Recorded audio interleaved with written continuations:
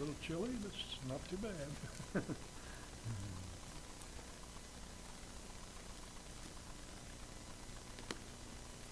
Find the place here. I'll have turn, if you want to turn in 1 Corinthians chapter 14. Excuse me. There's a couple of scriptures there I'd like to read.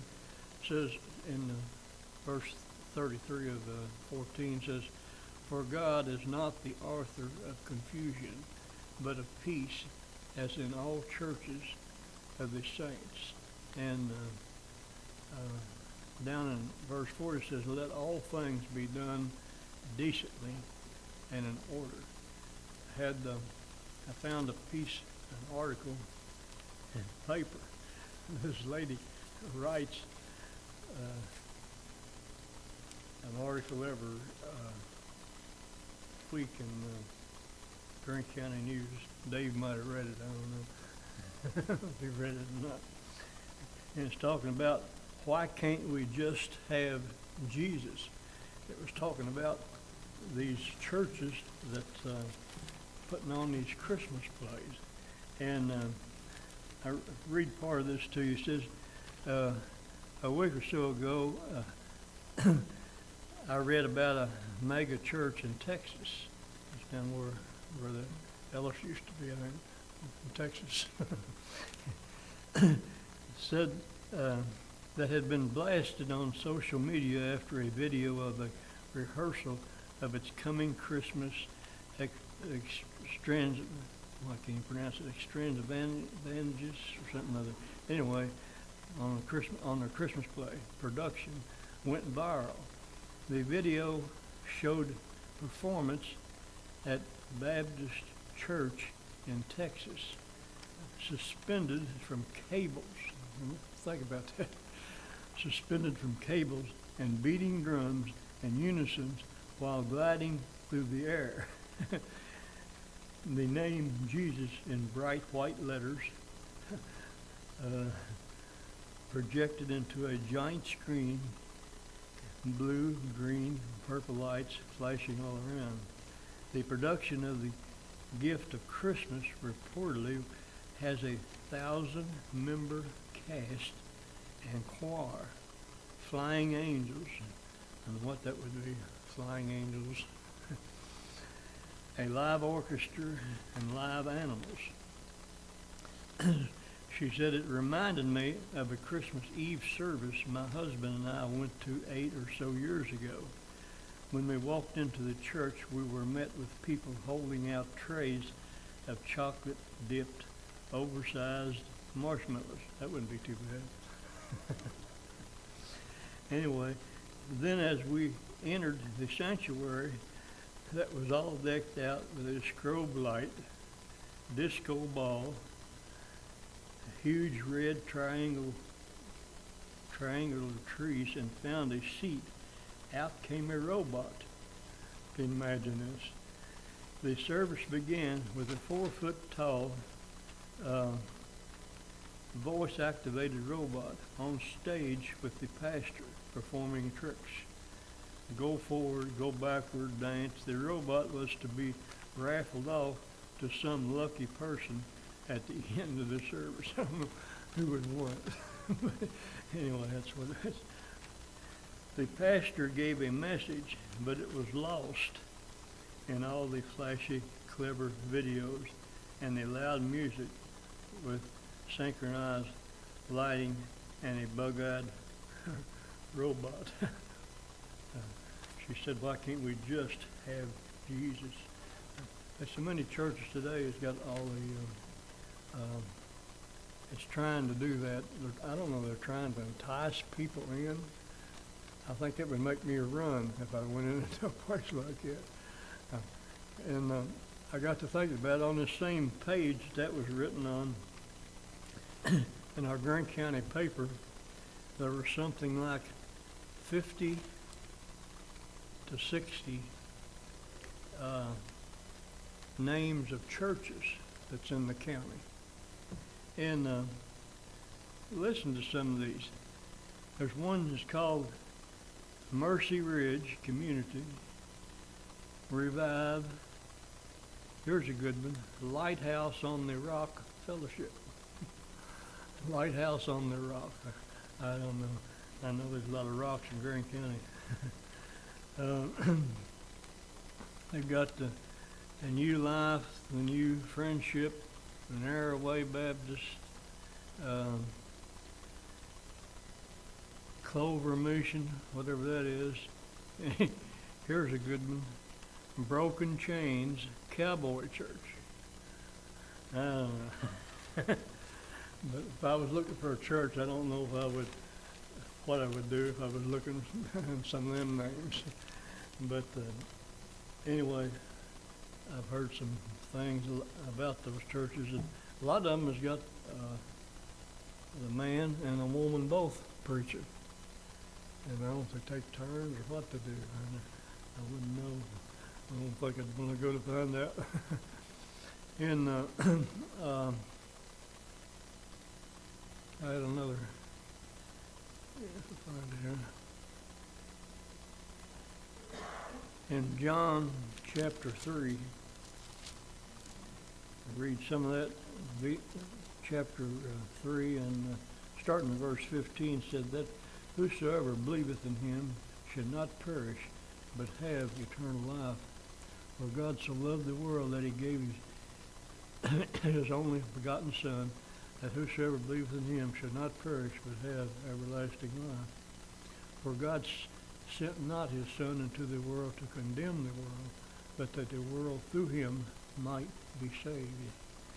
And he that believeth on him is not condemned, but he that believeth not is condemned already, because he hath not believed in the name of the only begotten Son of God.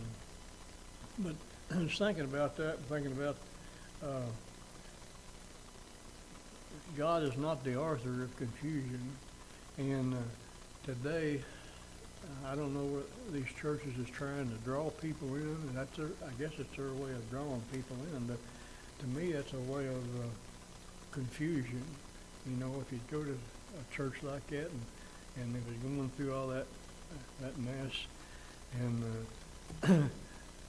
you know, I would probably, in fact, I probably would get up and walk out. But you don't know. There's a lot of them now they've got all kinds of gimmicks and things, and I think a whole lot of that is Satan. Satan is promoting that. Just like they used to not be, I don't know, I forgot what the major towns, about 5 major towns in Greene County, and there was usually, you know, a Baptist, a Christian, and maybe one other church. There wasn't too many churches. Now they're all them churches. And it's not been too long ago there in Credden, there's a building come vacant, and now we, excuse me, we go by there and it's just packed. What draws them in, you know? I don't understand that. I mean, what are they looking for? They're looking for something that's not God. And but we see all kinds of things like that. Satan is drawing people in, and he's deceiving people.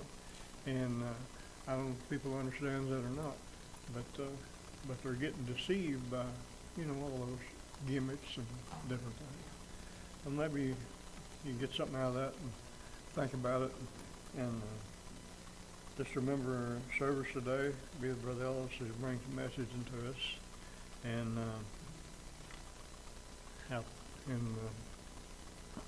around our community, I think everybody's dying.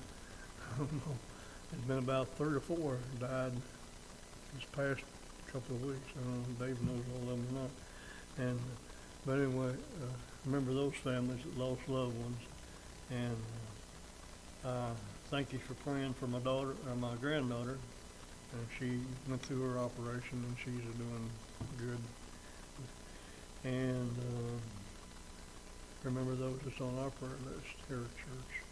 And remember those, and especially those, if there's one that's lost, just help them understand the need for a Savior before it's too late.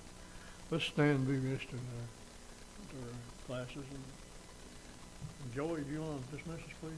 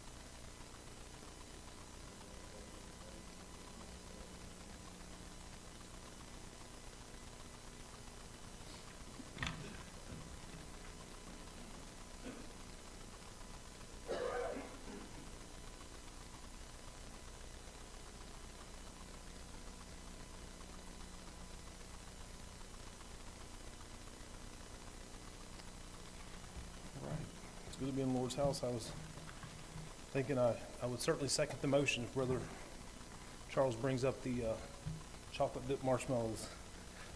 We could have those every week, or at least during the holidays. And we're going to see also too, I thought that was interesting, I enjoyed that devotion, that a lot of these plays and things that these churches are doing, I believe that those are, some of that is included in what we're going to be studying today, and that is the second commandment, thou shalt have no graven images. And especially what I think we're going to see as we look through here, not to get too far ahead of myself, but anything like that that has even a play, if it's done and there's certain characters in there, and especially if it's done as part of our worship service, it can be considered a graven image. And hopefully we'll see that as we go through here. But if you would, turn with me to Exodus chapter 20. And I got a lot here. I didn't think I was going to have as much on this one, but there still is a lot. And we didn't quite finish up the first one, so we're going to kind of go back and review a little bit anyway. So we might not finish it today, but we'll get as far as we can. Exodus chapter 20, and we'll start with verse 3, and for the context, it says, thou shalt have no other gods before me.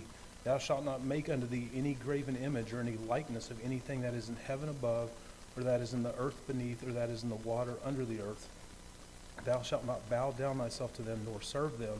For I, the Lord thy God, am a jealous God, visiting the iniquity of the fathers upon the children unto the third and fourth generation of them that hate me, and showing mercy unto the thousands of them that love me and keep my commandments. So we see here in this verse 3, especially, we're going to be focusing on today, thou shalt not make unto thee any graven image. And as we were looking at last week, we studied that there should be no other gods before the Lord God. And we, if you recall, said that anything, and not necessarily even just something that we put first in our lives. If there's something that's above God in your life, obviously that's a problem. But even if there's things that are a close second or even a third, or anything that competes with God in your life, if you're here and you're a Christian, anything that competes with God, even if it's something that doesn't always keep you out of church, but even if it just keeps you out of church sometimes, or if it keeps you from truly serving the Lord certain days or certain times, that is something that you are putting before God. It is in the presence of God. We live in the presence of God. And so we have to be careful to make sure that there are no things in our lives that are there, as it says, no other gods before me. And that includes the creation of idols. There's so many things in our lives that can become idols if we let them take over. And I didn't get into that last week because I kind of wanted to start here and begin into the next commandment, because when we create idols in our lives, it can be anything that we hold dear, anything that we, like I said, even if it keeps you out of church occasionally, even if it's something that maybe once a month, if it's something that keeps you out of church once a month or something, then it is a problem. It's something that we need to look at and address. And anything that we put before God can be an idol. And I think idols inevitably always end up, there's always something attached to them that becomes a graven image, something that we are attached to. And you think about, so often I always found totem poles in the old books. The totem poles kind of fascinating. They're interesting. But we're not just talking about totem poles or the ancient brass, the different, obviously all the Egyptians and all their different, they had statues and things to every kind of creature and every kind of god, and even it was, as we're going to see, when the children of Israel go into the land of Canaan, all these people were very, very religious and had so many different gods and idols and things like that. And we're not just talking about these ancient totem poles and ancient brass statues. And I think sometimes we look at that and we think, oh, that was how people used to live. They were, caught up in all this superstition, and we've gone so much further than that. And in some ways, maybe we went past that, but there are still, even today, so many things in our lives. And the thing is, a lot of times it's things we don't even really think about, that these things that can be idols, that can even have graven images associated with them. And I was trying to think, anything can be a graven image. If you're in the sports, I know right now there are so many people who are thinking the Bengals are really great, and I guess they're okay this year. I'm not a Bengals fan. I'll just clarify that. They're okay this year. I'll give them that. They're good. They're decent. But there's so many people who are focused on them winning that trophy, and the Bengals themselves, I'm sure, are focused on winning a trophy. But even winning a trophy that can be an idol if it's not done in the right context. If you're in the sports, if you play a sport and you get so into that sport that you're so focused on winning a trophy, that trophy can become an idol to you. It can be as simple as a first place trophy, or even any more a participation trophy, if that's all you get. But a trophy can become an idol in our lives. And also, I was thinking too, like degrees and accomplishments. There's things that people hang on their walls, and there's nothing wrong with education. There's nothing wrong with bettering yourself.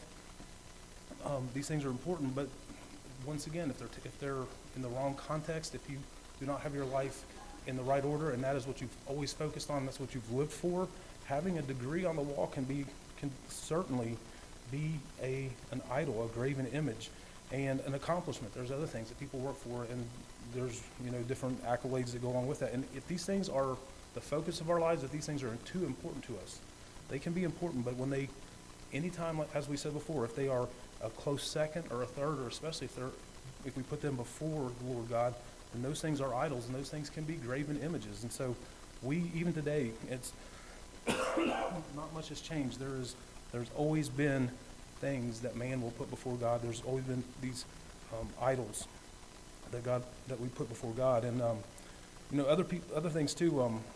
There's cars. I think about people in their cars. Sometimes people will have a really nice car, and they drive it around, and that's all they want to do.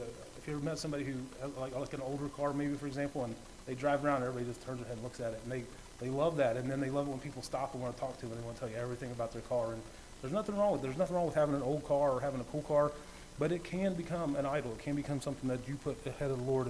And other possessions, even hobbies or pursuits. I know some people that are, I hope nobody here is maybe if you are, it's nothing wrong with it, but these, I was amazed at how many people collect trains, like these little trains that they run around on the tracks. And I know this one gentleman, and he has them in his whole basement. He collects them.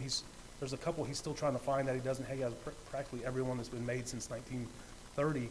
And he'll talk to you about that if you ask him, which I don't anymore, because I asked him once. I thought that was enough for me to make sure I never mentioned it again.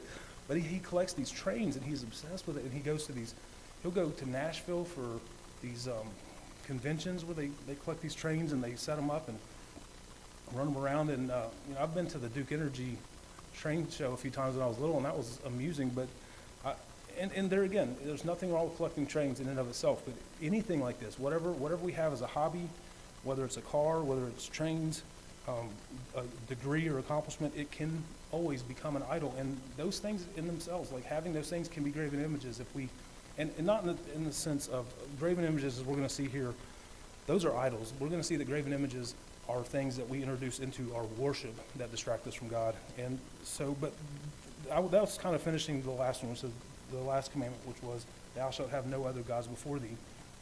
Now, the thing about idols is they usually do tend to show up in our worship, and they become graven images. And we're going to see, as the commandment said here today, thou shalt not make unto thee any graven image or any likeness of anything that is in heaven above, or in the earth beneath, or that is in the water under the earth. And in thinking of these things, I had one last note, and just before we get started in this, today I think one of the major idols, one of the things that really is a distraction to people understanding the Bible, is the Pope himself. The Pope, and this week, as many of you might have noticed, the previous Pope passed away, and there was not as large of a fanfare as usual, but there was still a large funeral for him. But the Pope is a prominent idol. It's someone who distracts and that keeps people from really truly understanding what the Word of God is all about. And that is one of the idols in today's world that distract people when they look to the Pope instead of looking to Jesus, who is the only author and finisher of our faith. But I think it's interesting, anytime, when you really think about this, invariably, whenever men and women start breaking the first commandment, that thou shalt have no other gods before thee, then eventually they're going to start breaking the second, because they kind of go hand in hand. And in fact, in looking at, and I'd known this, I heard this before, but I was listening to somebody, and they had grown up as a Catholic, and they were commenting about how the Roman Catholics, they've lumped these first two together, that they'll have no other gods before thee, and thou don't make any graven image, is the first commandment in and of itself. And they lumped these two together, and they were saying they did that to minimize the full effect of the second commandment. This second commandment stands alone by itself, but they really do in one way go hand in hand. The one invariably leads to the other. And if you will break the first commandment, you will find graven images. You will find things to attach to, so that you don't have to truly deal directly with God. And we're gonna get into that more as we go through this, hopefully. But I thought it was interesting though that the Roman Catholic Church, they actually separate out the final commandment and say thou shalt not. You shouldn't covet your neighbor's house, and you shouldn't covet your neighbor's wife, and make that two commandments and lump these first two together. I think this sort of minimized the full effect, because we're going to see that Roman Catholicism especially has a problem with graven images. And but moving on, the difference between the two, the difference between the first one and the second one, in the first commandment we learn who it is that we should be worshiping. That it says, thou shalt have no other gods before me. So we realize that God alone, God exclusively, he has no rivals. There is no one else that is even possibly a rival. There are no other potential, I don't know the word, not persons, but there are no other potential gods out there to even worship. God alone is to be worshiped. And so we see in the first one who we should worship, but we're going to see in the second commandment exactly how we should worship God. And it's expressed in the negative that we should not make any graven images, but we're going to see that it's deeper than that. It's going to show us more than just that simple statement about how we worship God. And in doing this, I love the extent. You know, you could have just said, thou shalt not make into thee any graven images, but look after that. It says, no likenesses of anything. In heaven, it just rules out everything else. There are no other possibilities. It says, thou shalt not make into thee any graven image or any likeness of anything that is in heaven above, and the earth beneath. The heaven above, that would be space, and anything out there. There is nothing out there that's worth making a graven image of. That would remind us of God, because God created all those things, and they are just his creation. Also, too, it says anything that's in the earth beneath, everything in here, everything on land that we see, that was God's creation, and man is no different. We are simply just God's creation. We're not worthy of worshiping, and so there should not make any kind of image that would remind us of a man. And also, anything that is in the water under the earth, he rules out everything in this statement. And so we see here, this is going to teach us, as we go through here, how exactly we should worship the Lord God. And it forbids any additions, any inventions of man. There's so many denominations have come up with so many different inventions, things that are aids to their worship, things that you can hold on to. And this takes away all of those additions that man would ever try to add to the Bible. It takes away any inventions of man in the true worship of God. And it means that we are to have no idols, no relics. Some denominations have relics. They have things that are important, places that are particularly important. And we don't have those things. Or even like small personal items that they want people to hold on to, that they want to be able to sell, in some instances, sell to people so that they can hold on to them. And those people hold on to that, and they feel that has weight with God, or that is important to their relationship with God. And those things are all just unilaterally excluded when we read this in verse 4, that you should not have any graven image, nothing in the heavens above, in earth, or in the waters, nothing. There is nothing that fits in this category that we can use as an aid to either remind us of God, even anything that reminds us of God. No, there is nothing. We deal with God directly. We are able to deal with God directly because of Jesus Christ. And so there is no room, no place, as we're going to see, for any graven images. And I meant to grab it out of my car today. I bought a little Toyota Matrix from a guy at work, And I drove around, and I've had it most of this, I guess I've had it maybe over a year now.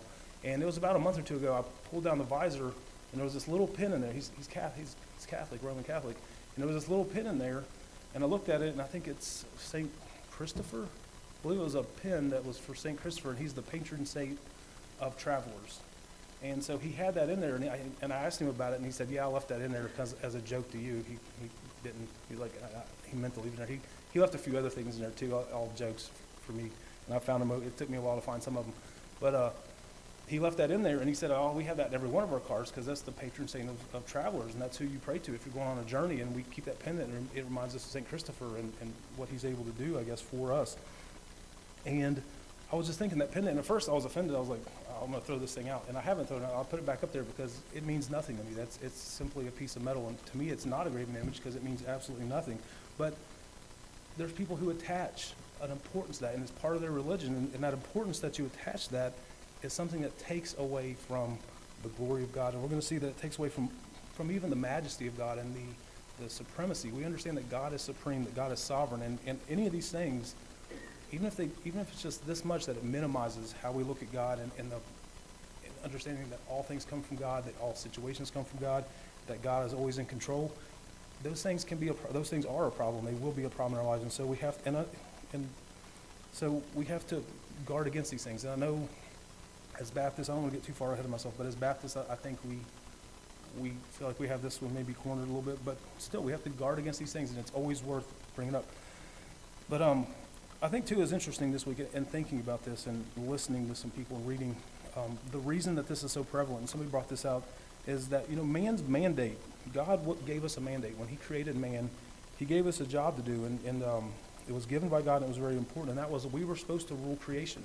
We were given dominion over the creation. We were given a very important job and a very all-encompassing job. It was going to be something for man to take care of this planet, and to take care of the animals and those things. And I think in that dominion, after the fall, though, it created an arrogance in man. We still feel that dominion, even though we've lost our place and we've lost that dominion. And in the fall and being depraved, we want control over God too. We want to control God. We want to put him into a box, if you will, or put him in a situation where we can understand and control him and use him. There's not that many people out there who really just disregard God. There's more people I've seen in this world who you don't ever know they're a Christian until they have a problem, and then Christianity comes out because now it's a useful tool in accomplishing a goal and getting out of a jam. And so people want to put God in this. They want him sitting in the back seat with them, but they don't always want to have to deal with God. They don't always want to confront God and confront themselves in relation to God. But man does want to control God, and I think that's part of that mandate that we had. We were given control, we were given responsibility, and even though we lost that responsibility in our depraved nature, we still crave to be in control and to have that responsibility. And that's why, partly, why man is constantly tempted to break this command. And we're going to see in Exodus, I believe it's chapter 32, that this is one of the very first commandments that was broken. Aaron, just weeks from where we are now, is going to make the golden calf because the people ask him to. And so this is going to be one of the first commandments that is broken, at least on a grand scale, at least as a nation. We're going to see that this is the very first command that they broke. And I think we find that strange because, like I said, I think we do pretty good with this one as Baptists. This is something that, from a very early age, this was one that was ingrained in me. And I think, as far as commandments go, I do pretty good with this one. And I think maybe a lot of us do too. So maybe we don't think it's as important. And I think we, as Christians and particularly as Baptists, feel like we have this one under control. This is one of the ones that we really, really, really get right, if you will. And that may be true, but the whole world is out there, and they are tempted to break this command just as often and as easily as the other ones. And so it bears repeating. It's very important as we go through this that we really understand how important this is, and then also in our own lives try to identify potential ways. As I said, it's not always just having that little pendant in your car. It's not always that simple. It's not just having something tangible like a little wooden totem pole in your front yard, or it's more complicated than that. It can be more encompassing than that. It can be even just it could be more mental even, and just, and like, as I said, even like hobbies and things like that. So we're all capable of breaking this commandment in some way, even if it might not be as noticeable. And so it bears repeating, and it is important. And there are, I think, so many different ways that we can, even with this one, there are many different ways that even as Baptists that we can fail in this. So I think one of the interesting things about this is that instead of God making man in his image, and that's what God did. God made us in his image, and we were supposed to live for him. We were supposed to, in the original mandate, we were supposed to glorify God with our lives. We were supposed to glorify him in everything that we did and worship him. And as we fell from that, fallen man, instead of being conformed to God, and then even as in the new mandate is that we be transformed by the renewing of our minds through Jesus Christ. But instead of being conformed to God, instead of being transformed, people today would like to fashion God the way they would like him to be. And people want to make God more like us, as we said before, by putting him in a box, by limiting his power. And that is, I think, when you really look out there at the world, and I hate to keep bringing up the Roman Catholics, but I think they are the primary offender in this. There are so many different saints and idols and things that are those are distractions to what we are really to be doing here today. I've only been in a few.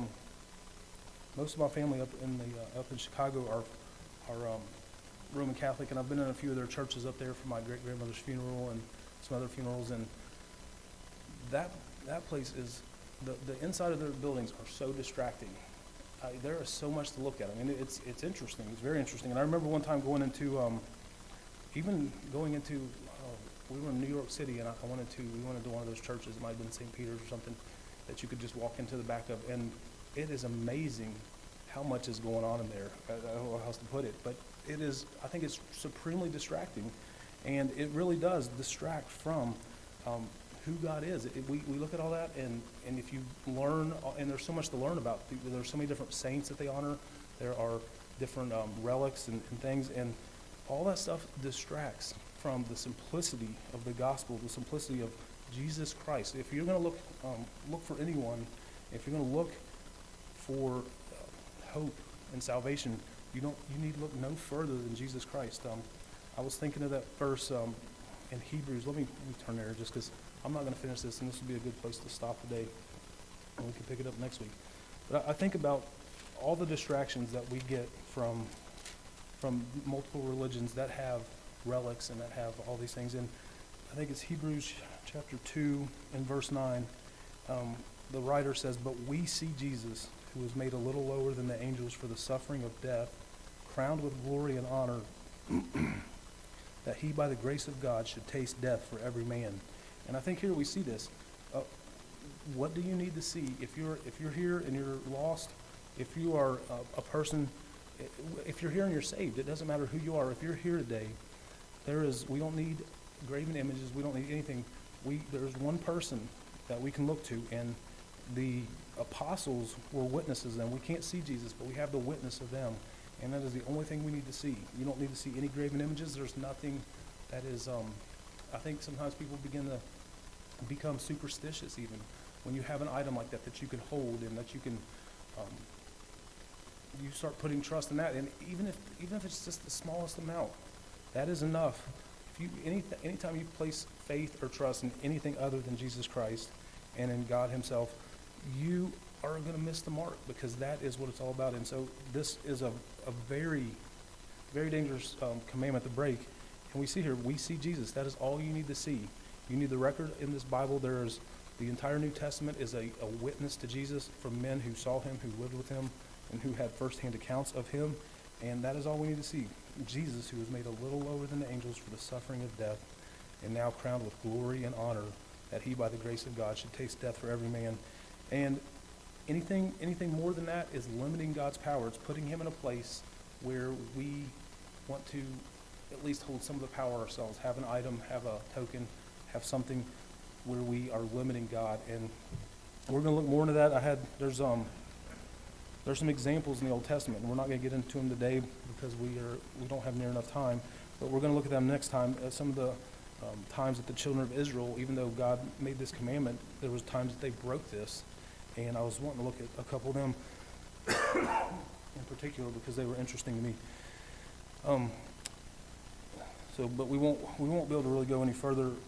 If we go any further, we're going to get into too much. But I think it's interesting in closing here. A lot of these commandments don't really have a lot of explanation after them. Thou shalt not kill. Thou shalt not commit adultery. Thou shalt not steal. We don't really. I think they're maybe self-explanatory, but after some of these, we get more commentary, if you will. And I think this is interesting because this is one of the longest commandments because it is 3 full verses.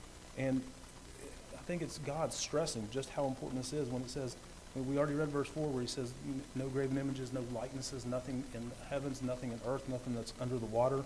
And he's being very detailed, very specific. And then he goes on in verse 5, it says, thou shalt not bow down thyself to them, nor serve them. For I, the Lord thy God, am a jealous God. I think it's interesting. We might get into that more next week. That here God tells them, I'm a jealous God. This is something that perhaps more than any other commandment really angers the Lord. And he's pointing that out here. And this is where this idea of visiting the iniquity of the fathers upon the children unto the 3rd and 4th generation of them that hate me. And I think here we see just how this really is one of the commandments that God hates. And I know God hates all those who break any of his commandments, but I think that just the amount of detail that he goes into and the amount of explanation, he's really showing just how important this is.